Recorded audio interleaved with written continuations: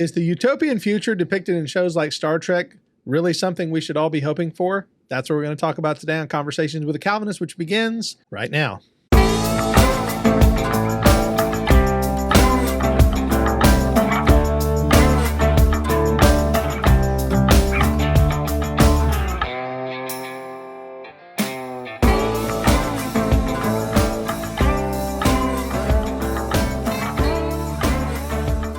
Welcome back to Conversation with a Calvinist. My name is Keith Foskey, and I am a Calvinist. And I am welcoming today again to the studio Uncle Rich, the Muffin Man. He is here with me today, and I'm excited. Thank you for being here with me, Uncle Rich. No problem, brother. I'm stepping in on short notice. That's right. This is a short notice episode. We had a person scheduled for this week who had to reschedule, so Richard has graciously jumped in, and we're going to be talking about a subject that we actually discussed doing several weeks ago. Actually, months ago, 6 months. Almost a year ago now, we talked about doing this, and that is the question of talking about, we had mentioned, we were doing a show about George Orwell. Right. And we talked about how George Orwell had a picture of the world that was dystopian, and that there were other fantasy movies and TV shows and things that give a utopian future. And you mentioned Star Trek as your favorite, and I'm going to have you explain what that is in a minute for those who don't know what Star Trek is. Pretty sure most people know what Star Trek is. I know that. We're going to talk about why, though, it matters for this. Right. And we're going to talk about whether or not utopia ever will come. And this sort of is based on something that I did, and now we're looking at 15 years ago, because 2008 is 15 years ago, 16 years ago. Is it? 15, yeah. I'm real bad at math. So I wrote a paper called Why Utopia Will Never Come. And we're going to be talking a little bit about my paper as well, because I made some points about the nature of man and how the human utopia that people are often going after really is a human expression of the heaven that God has promised for those who believe in Christ, and how human endeavors to try to find utopia here really are not ever going to really happen. That was my argument in the paper. And again, it's 15 years ago. I'm not saying everything I said was correct, but that's sort of what draws us into today's conversation. Now it's time for this week's giveaway. And what we're giving away this time is our 2 Reformation study Bibles. On last week's program, we had you guys send in through YouTube the story of how you met your spouse. And we said this was going to be a Valentine's Day gift. And so all of the people who sent in how they met their spouse is on these sheets of paper. There's several names per page. And I've been sitting here mixing these up. And Uncle Rich is going to choose a number 1 to 4. 2. He's going to choose the number 2. And now I'm going to ask him to reach into these sheets and grab whichever one he would like. Just reach in and grab one, please. Oh, there you go. Got it. And he is going to tell us which name now is pulled at random, has won. And again, this was donated by Ryan Dubia, one of our listeners, and he's going to ship it to you. Tell us the name of our winner. Second one down is Julie 6. Julie 6, okay. Who says she met her husband through a local Christian dating service called Match Made in Heaven. It's not there anymore. We met and married in 7 months. We've been married 20 years in July. Well, so Julie 6 is your winner. Awesome. Thank you. So Julie 6, I will be contacting you, letting you know that you're the winner of the 2 Reformation study Bibles, and I hope that you enjoy them. And I want to say to you and to all of our listeners, Happy Valentine's Day, and hope you enjoy it with your significant other. All right, my friend. Well, now we're going to move on to our next part of the program, one of my favorite parts that we've been doing, and that is my new game. There we go. Now, National Treasure is a new game. I created this game, and what this is I am going to give you a pop culture icon. Okay. Someone that I think has some type of significance in our pop culture zeitgeist. Gotcha. And you have to try to pick why you think I chose the person. Gotcha. So, again, and this all is based on, for those who don't know and didn't see the program with me and Adam, this is based on something that happened with my kids.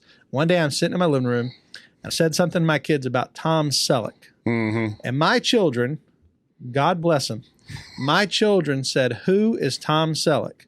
And I know. I said, Tom Matt Mustache. You don't know Tom Selleck? Yeah, I said Mustache. You mean Magnum PI? Right. I said, you don't know Tom Selleck? No, we don't know Tom Selleck. And I said, that guy's a national treasure. So that's where I came up with the name of the game, and I created this game, and we've been playing it at my house ever since. So it's just a fun game, and it's sort of like apples to apples, because I have a reason for picking who I pick. And so your job is not to tell me why you would pick them. Your job is to guess why I would pick them. Right. And so this is not going to be as fun with guests who don't know me very well. But Adam did well. He picked all three. And Adam didn't understand the game until the third question. That's what's amazing. Okay.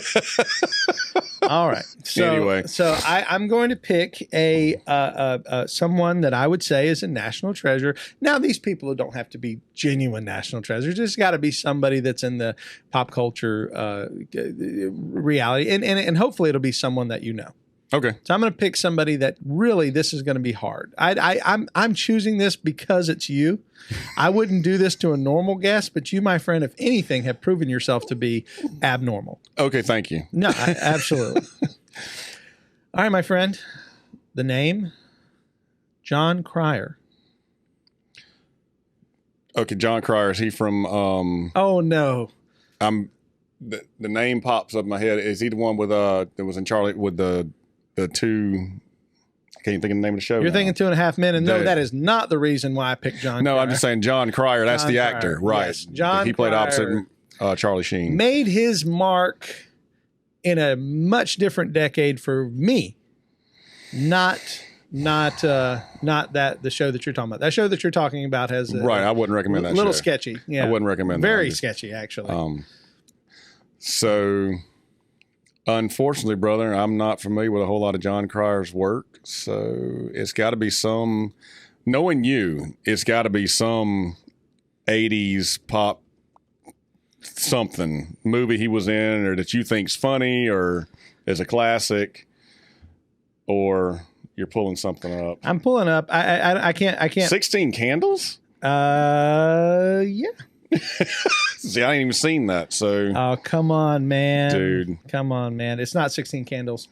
He played Ducky, in Pretty in Pink. Pretty in Pink. See, I've never seen that either. All right, it's he's the best friend of the girl, the love interest of the movie, and he's desperately in love with her, but he's in the friend zone. I think so. He's friend zoned to the nth degree. Friend zoned, and that I mean, first of all, I feel him. I understand.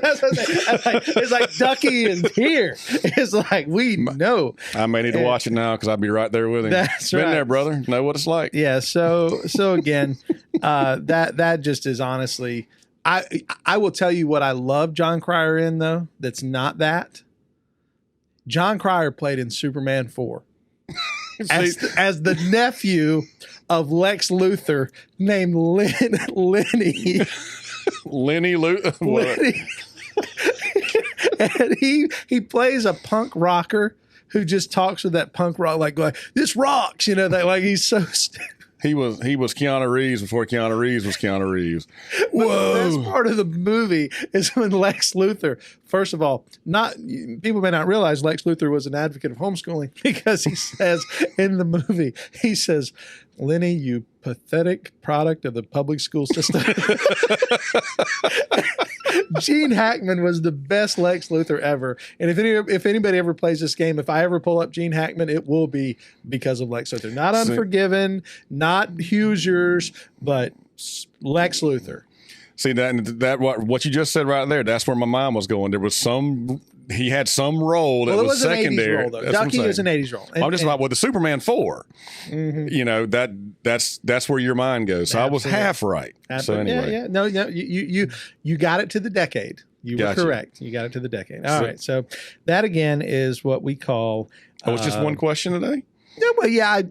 Okay. Yeah. Gotcha. The one Adams was an initial. I wanted to teach people how to do the game. From now on, it's just me, one person, and tell me why that person is a national treasure.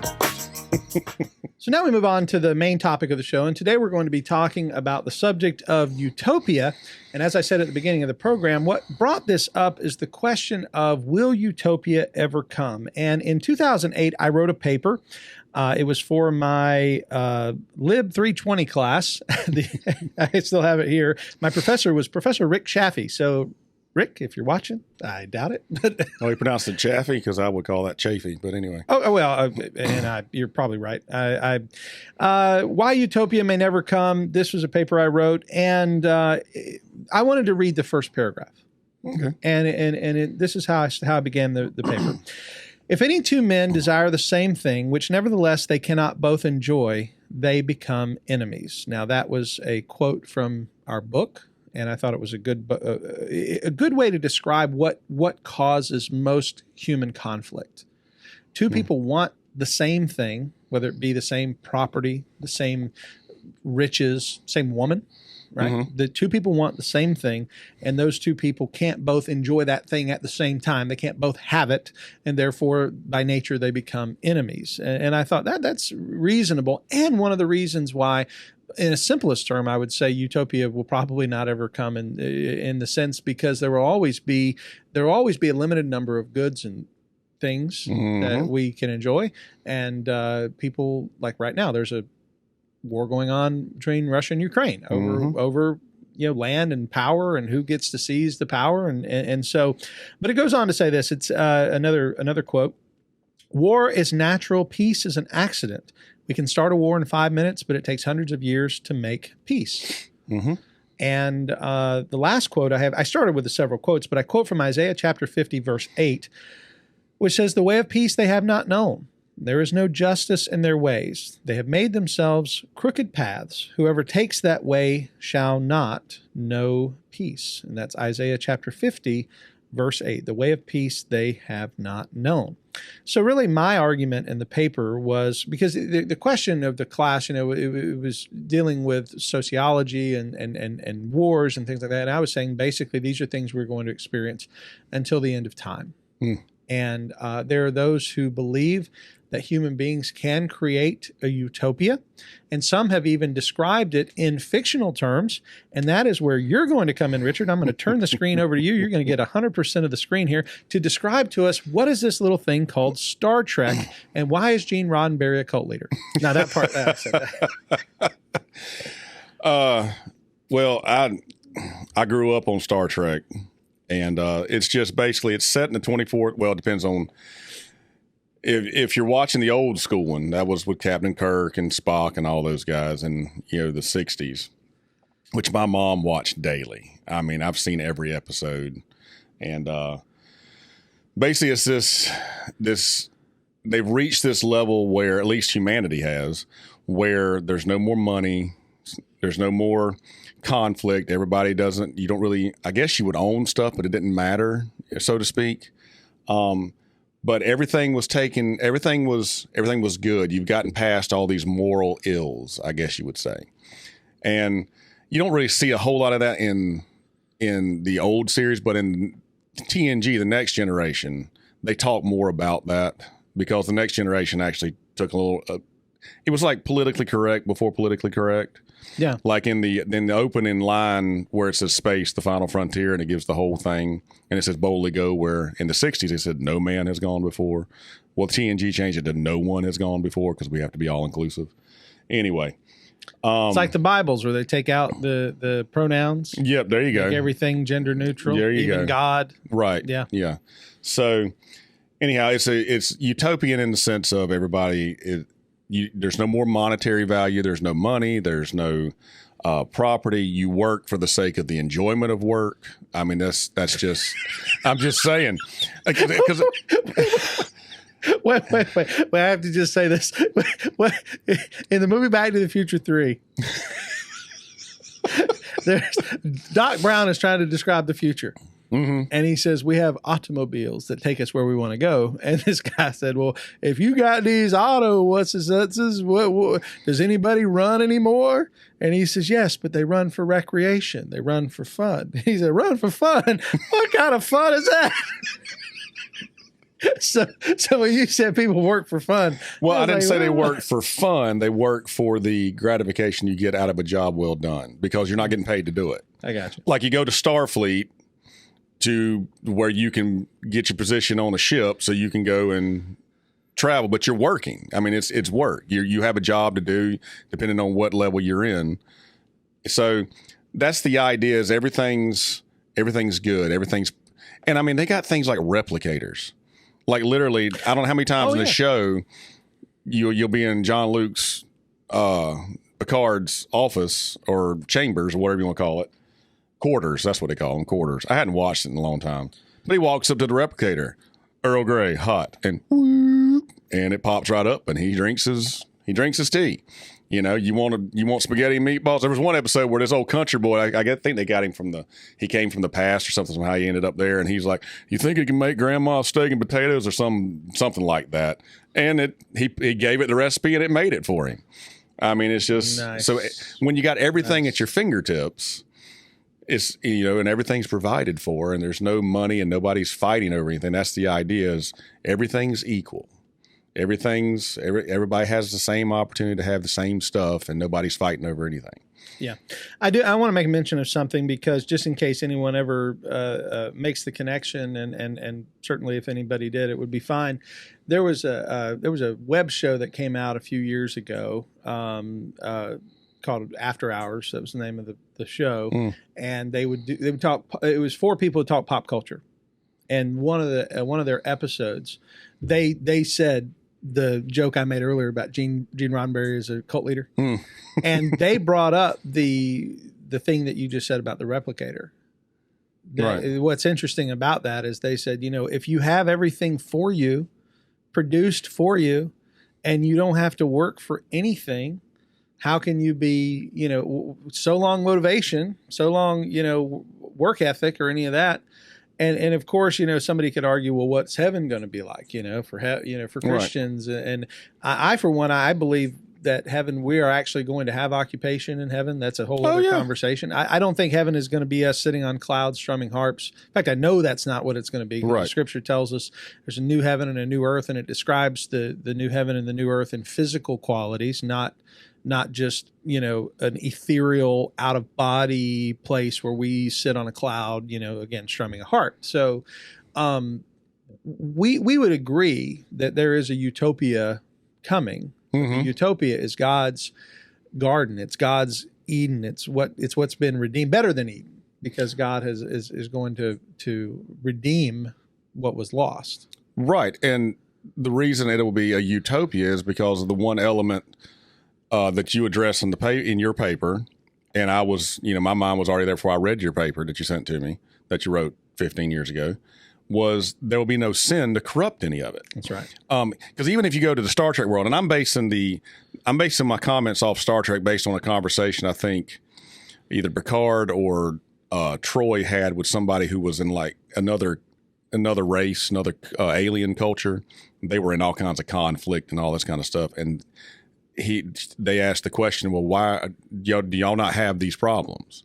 And they said, we've developed and matured beyond those kind of issues to where we're at peace. And these other alien cultures are, you know, at war. Even the Klingons are constantly on the brink of civil war.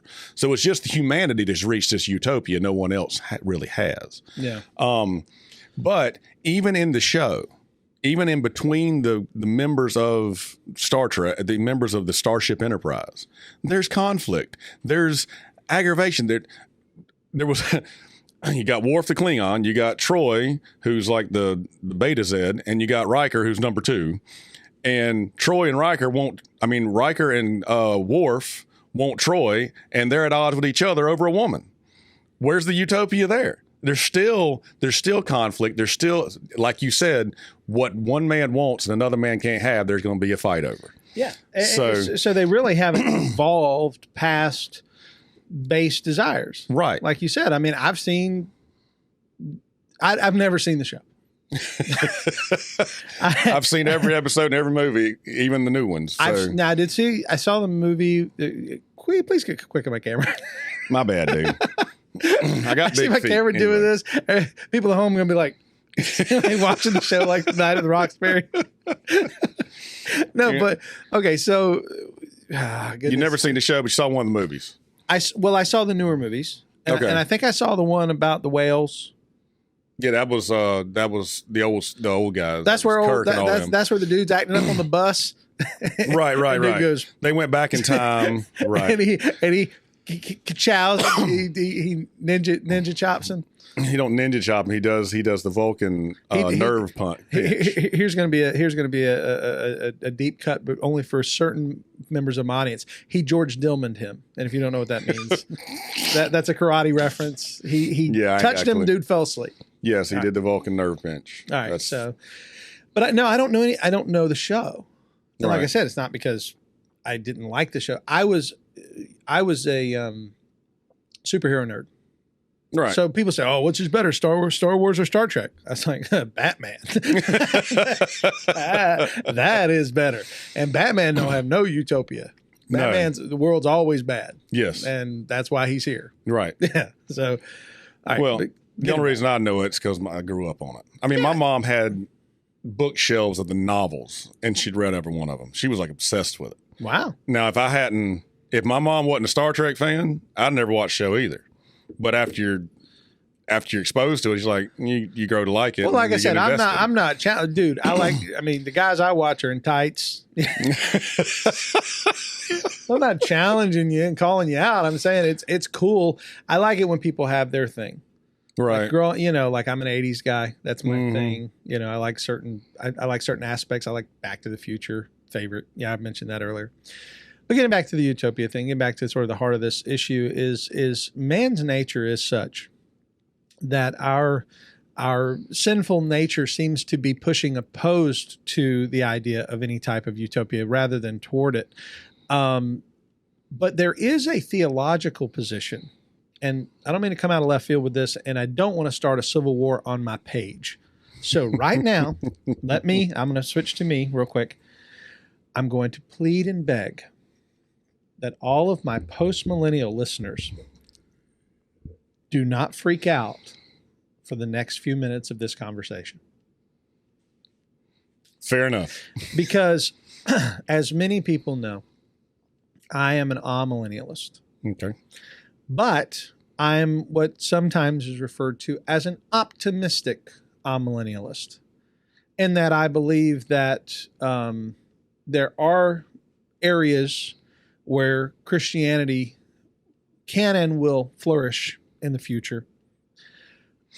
Post-millennialists tend to be much more optimistic and say it must flourish, and that's what the millennium is the flourishing of Christianity. And I like this idea, the idea that what if we are still in the early church? What if there is still 10,000 years of church history? Because if that's the truth, we could have 3 more Reformations. We could have, 3 more, Wittenberg moments. And wouldn't it be nice right now if somebody wrote up 95 Theses against Bethel and went and nailed it to that church? I mean, seriously, and it mattered. Like, if somebody did that today, it'd be like a message board on a post in a Twitter feed, and it would get lost in the shuffle of all the information that's passed around. It would do very little. Right. But in 1517, when 95 Theses were nailed, it made a difference. Well, what if something else came along and made a difference? And there was a giant leap forward for the gospel. And there was another great awakening. And that's the idea behind postmillennialism is that we see these advances, and we trust that God's going to continue to give these advances.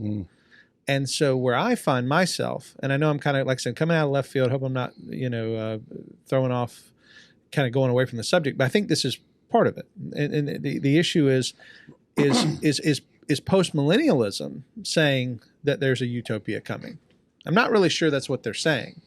And what do you have much experience with this, with the postmillennial side? Do you got anybody in your church that holds this position, or? I'm not sure. I think my pastor Cody falls more in the amillennial camp like you do. I think he's mentioned that from the pulpit. I think my brother Hank's post-mill. or was at one time. Going back to Cody, I want to give him props. If you are correct, and he has said that from the pulpit, God bless him. Because in a small Southern Baptist church, which yours is bigger than our church, so in a mid-sized Southern Baptist church, to even say you're not pre-trib, pre-mill is a big deal. Oh, and to give him more props, he was preaching from Matthew 24, and he held the position that these things took place in AD 70. See, that's a partial preteristic view of it, which that's where I'm at. Partial preterism, amillennialism. And again, I'm gonna get messages on this. There's people are typing the comments as we speak.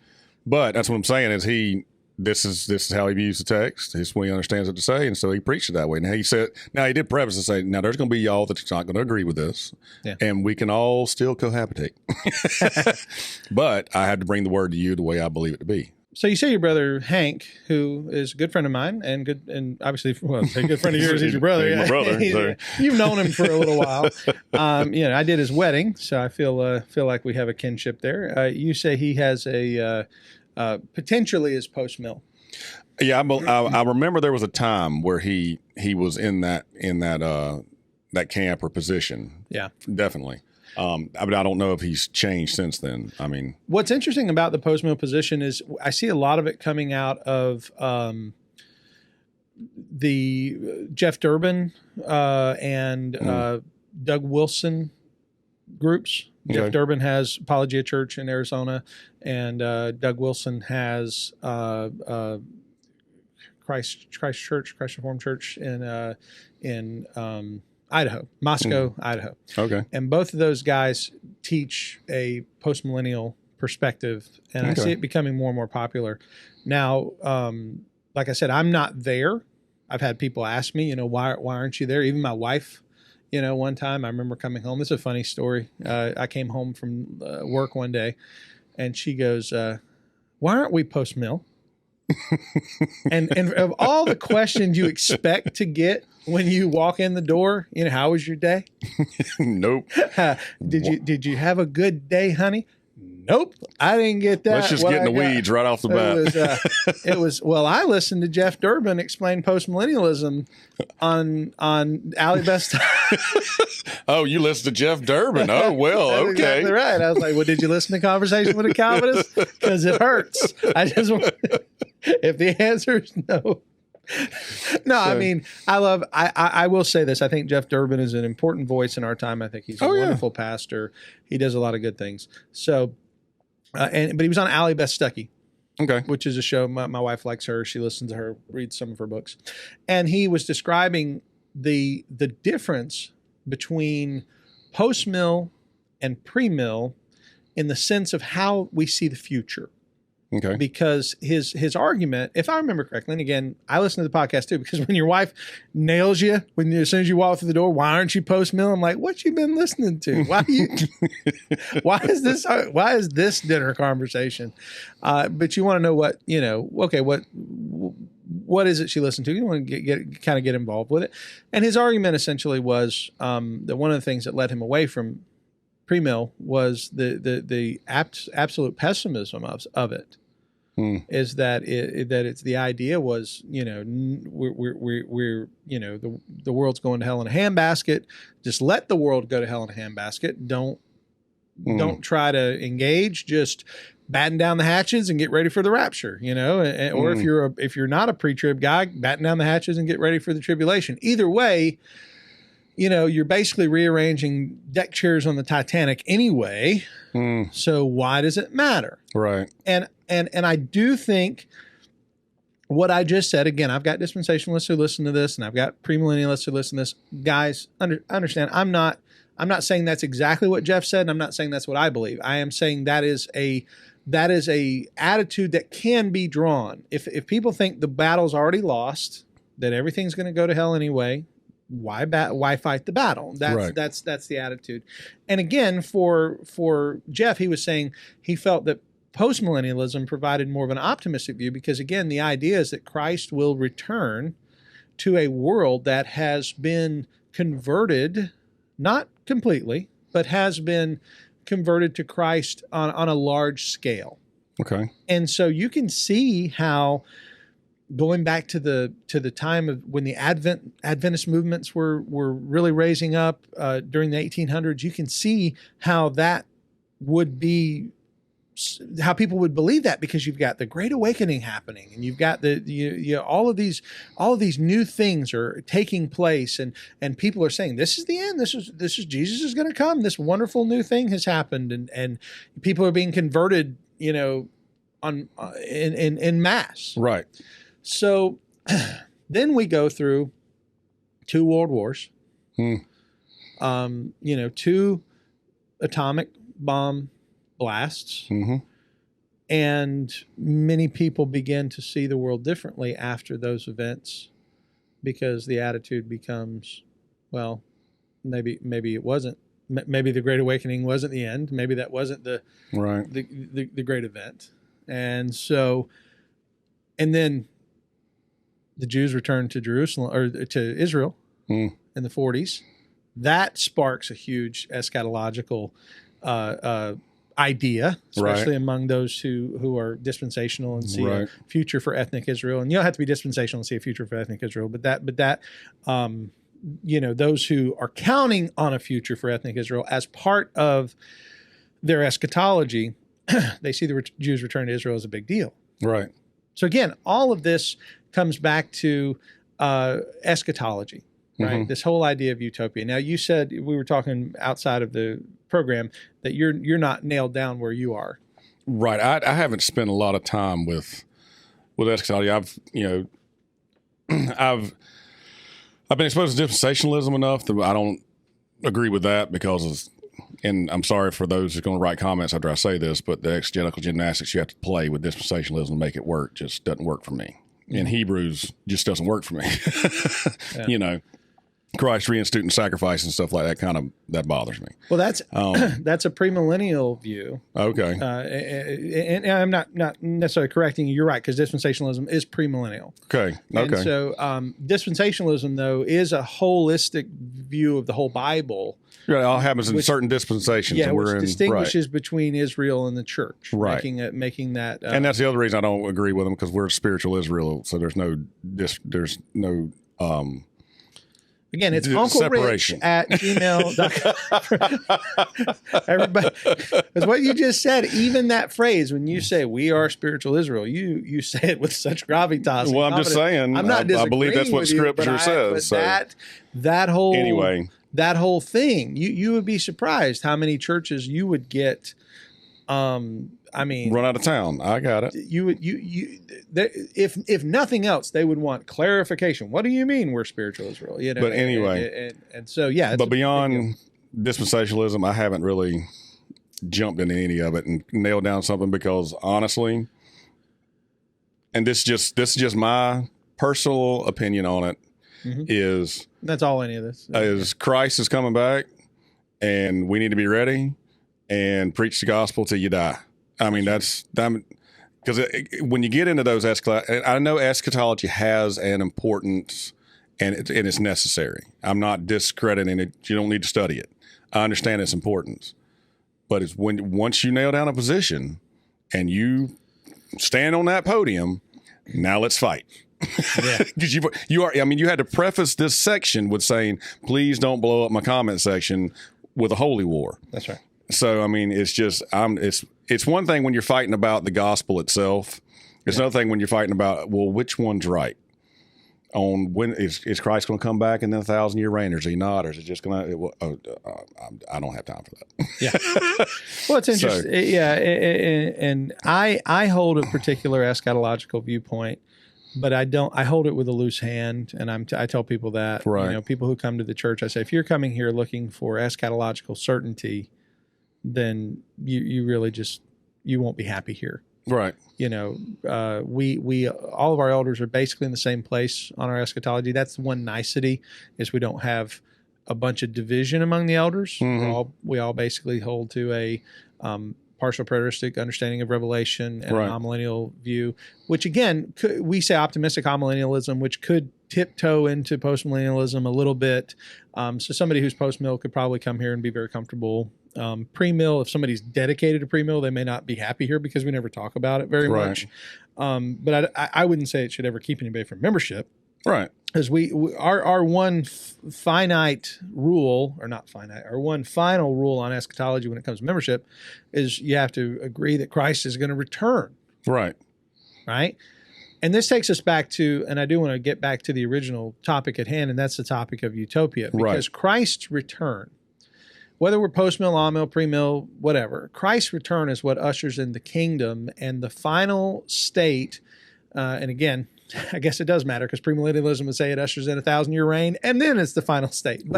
But if we hold to an on-mill or post-mill perspective, Christ's return ushers in the eternal state. And the eternal state is the only utopia that we have to really hope for in the sense of absolute and no more, as Revelation 21 says, no more tears, no more hatred, no more fighting. All of that is done away with. Right.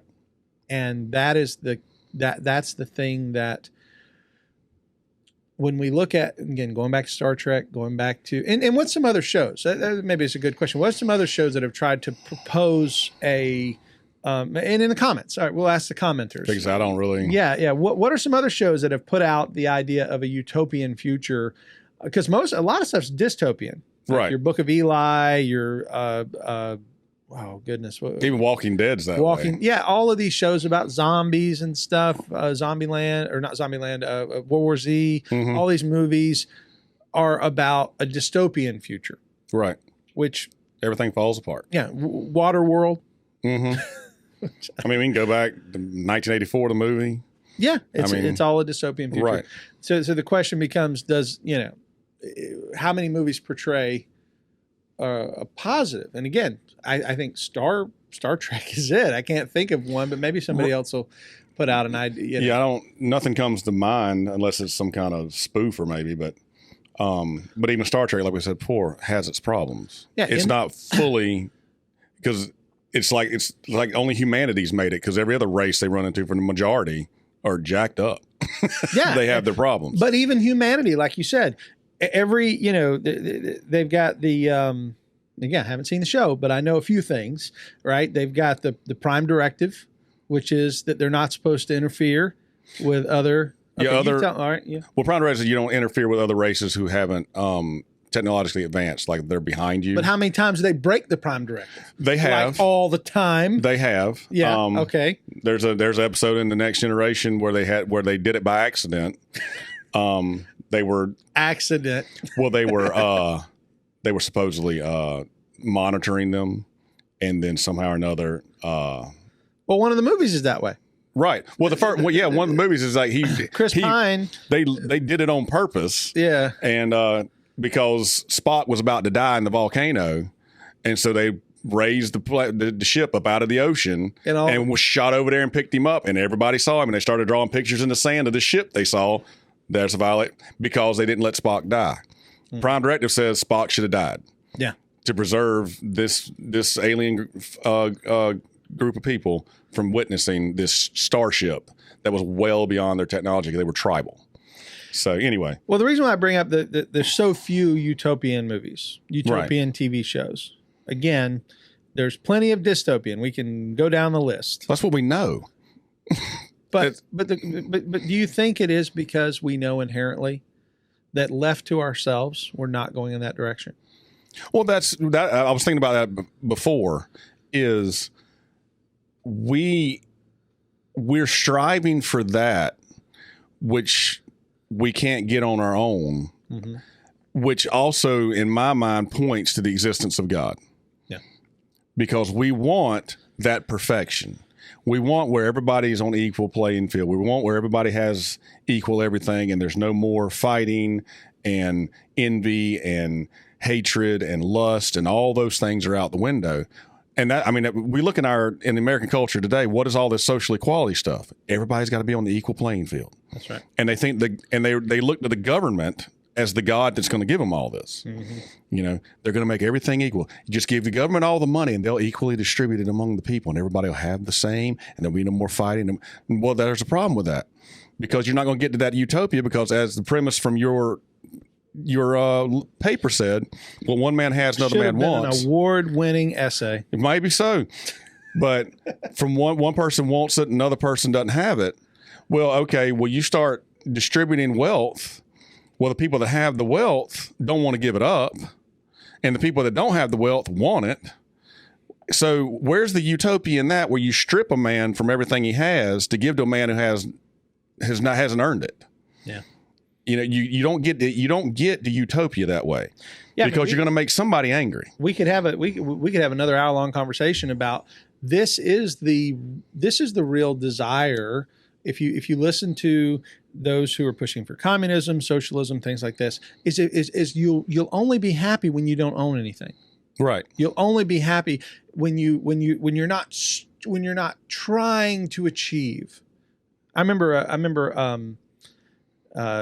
family member, I won't mention name or anything, but there was a family member growing up who said she was a communist. Like she said she was a communist while wearing her, $200 tennis shoes and carrying her backpack, which had all of her communist logos on it, with her very expensive laptop inside that was made and a $1,000 iPhone in her pocket. Yeah. Right. And it's such because when we all become communists, we'll all share everything.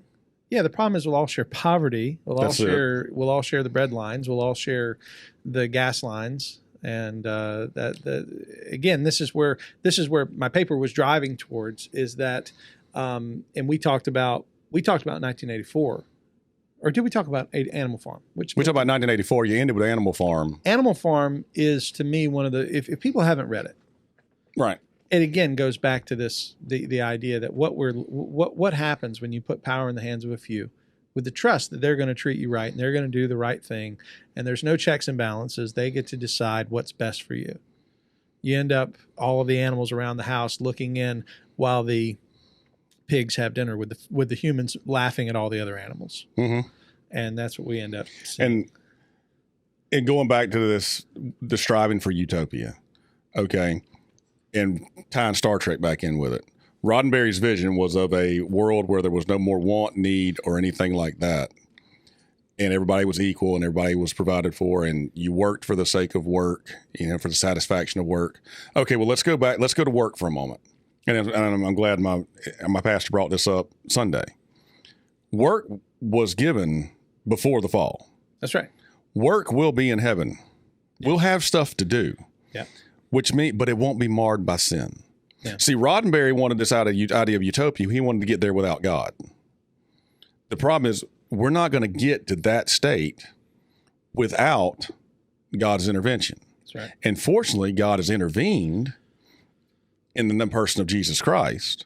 And since he's intervened in the person of Christ, and through faith and repentance, you can then be adopted into the family of God. You have a hope of the utopia we're talking about, where work isn't with thorns and thistles, but it's just valued for what it is, because it's done without the burden of sin upon our shoulders. And we get to worship in a way we can't worship now. Our worship won't be incomplete, and we'll have everything we'll ever need. I mean, you think about the marriage supper of the Lamb. You think you've had a good feast here? Yeah, exactly. Wait till then, and it's going to be in abundance. Yep. And nobody will want for anything. All sin, all pain, all hurt, all tears, all things will be wiped away because of what God has done in Christ. See, everybody wants utopia, but you're not going to get there this side of heaven. It's not going to happen. Yeah. The only way it happens is that you become adopted into the family of God through faith in Jesus Christ, so that when he does return and all is set new, the Passion of the Christ is one of the powerful lines for me in the whole movie, is when he's on the way to the cross and he stumbles and the girl comes up to him and gives him, or his mama comes running up to him, and he kind of shuns her away and says, "I go to make all things new." Yeah. That's a powerful line for me. I know it's a movie, but I go to make all things new. You want to talk about utopia? That movie describes what utopia will be. Yeah. What Christ has done there. So I'm sorry I went on a rant with that, but I mean, that's the whole point we're going to is, can utopia be found here? No. Yeah. Because of a 3-letter word, sin. Yeah. It's not going to happen. And even if we hold to a post-millennial perspective or an optimistic amillennial perspective, whatever, those things, we're still not saying that there's ever going to be perfection. Right. Because there's going to be sin, even among believers. Mm-hmm. I mean, there's no perfect church. Why? Because believers still sin. There's still that problem of sin. And if Christianity flourishes in the arts or in the media or in other areas, which is where the whole idea of, growth in these areas and seeing sort of the Christianization of culture, even if that happens, there's still going to be sin. There's still going to be this idea of that we'll find a utopia one day outside of Christ is just not true. And Absolutely. I think that's the point. And if you really want to know, as you just said, if you really want to know what utopia is, go to Revelation chapter 21. Mm-hmm. Read where the new heavens and the new earth come. Right. And that's the promise that we have. And that's not to say that we can't see blessing and benefit here. That's not to say that we can't see growth here, or, as we said, the Christianization of certain things and all of that. But ultimately, in the end and in the final analysis, there is no utopia outside of the mind of the cult leader Gene Roddenberry. Now, I will say this. You can get small pictures and glimpses of it in the church. Sure. But it's fleeting. But, because, that's what my pastor likes to say is, we have a worship service on Sunday morning. He's like, this is a picture of what heaven's going to be like, worshiping God together. Yeah. So if you got a problem with the guy next to you, you're going to have a problem when you get to heaven. Yeah. But again, there'll be the removal of sin. You won't have a problem with him anymore, provided you're both there. Sure. And you or him ain't a tear among the wheat. Hopefully. But yeah, utopia it won't happen. Yep. And that's what's maddening is the government's trying to force us into that. Yeah, and that's what I was saying earlier about the whole Animal Farm, right? I'll recommend a book on this subject, and it's not a Christian book. It was written by Thomas Sowell. You familiar with Thomas Sowell? Mm-hmm. Mm-hmm. Thomas Sowell is an author, an economist, writer, and he wrote a book called Cosmic Justice, and this was written before the modern sort of social justice warrior thing. The book's several years old, but he. I guess not before it, but he didn't write it in response to these things. He saw these things coming. Right. And in Cosmic Justice, he addresses the issue of that what is often sought by the social justice warrior is some form of justice that really only comes from God. It really only is on a cosmic level. It's really God who is able to right the wrongs that are often trying to be righted, or whatever expressions are. And again, I would recommend that book as saying, here's a thought if you're interested in looking at this from a sociological level Well, let me ask you this. I haven't read it yet, but I need to. But I know I've heard Vodi Balcom talk about how we define justice in a different way that God defines justice. Yes. And I would think that his book Fault Lines would cover or address that. He does. And I haven't read Fault Lines, but I don't want to try to. I don't remember everything. Again, right. It's been several months since I've read it, and I don't remember exactly how he defines it. But that would be another one. So if you want to, some book recommendations for today would be Fault Lines by Vodi Balcom, Cosmic Justice by Thomas Sowell. Biblically Functioning Church by Keith Foskey. I'll always recommend. Because if you're going to recommend shameless stuff, might plug. as well just recommend your own stuff. That has nothing to do with Utopia, but you know what? It's my book, and it's available for free. So yes, you are an accomplished author. You're a published author. You're a podcaster. You're I wouldn't a pastor. say published. My books are self-published. I want to be honest about that. I didn't. Okay, I haven't. But if there are publishers out there who are interested in looking at my manuscripts, you can email me at calvinistpodcast@gmail.com. Yeah, I'm working on a new book right now.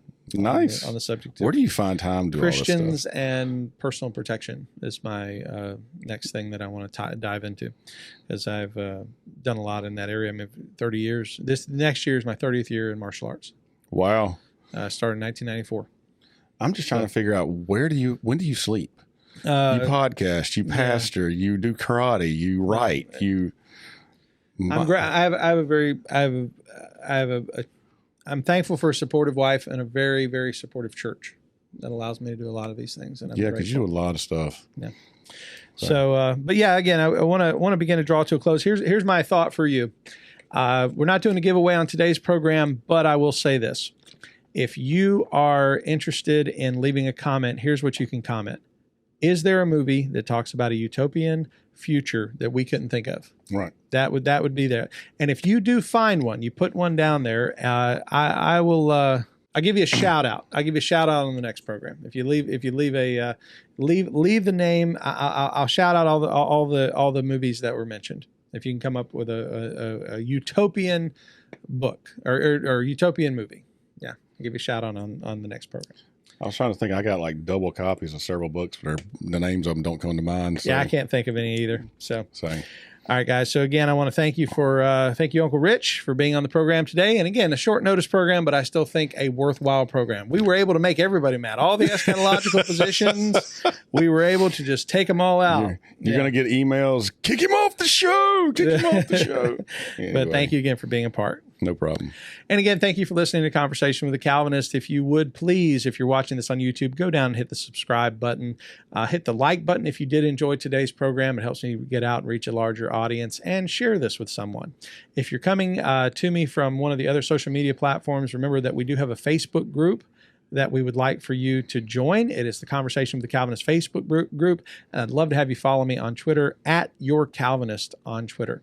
So again, I want to thank you for listening to Conversations with a Calvinist. My name is Keith Foskey, and I've been your Calvinist. May God bless you.